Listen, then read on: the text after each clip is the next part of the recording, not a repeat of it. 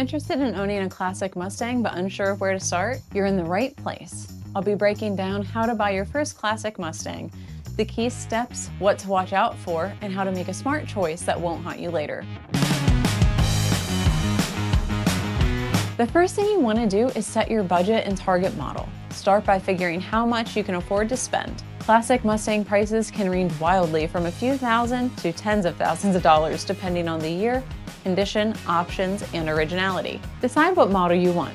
Early 1960s pony car era, the late 60s fastback, or maybe the early 70s. Each has its pros and cons, rarity, parts availability, and the running cost all matter. The second thing to know is what you're buying. Don't just fall for a pretty paint job. Be sure to check the condition of the body, the frame, rust spots, and the repair history. Confirm what's original versus what's been modified. Stock parts can have huge value. Modifications may hurt the resale or could mean extra work if you'd prefer a restored to original car. Also research the options, engine size, transmission type, and special trims. All of these change the desirability and cost, so be sure you know what to look for. Third, you'll want to inspect the car thoroughly. Bring a checklist. Look under the car for rust in critical spots like the floors, around the wheel wells, and the frame rails.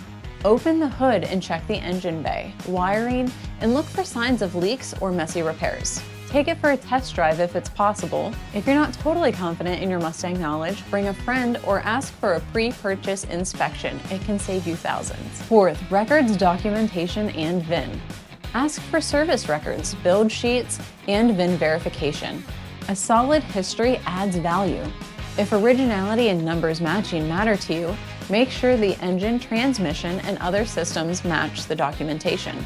Check the title, make sure it's had no major accidents, and verify ownership. You don't want any surprises down the road.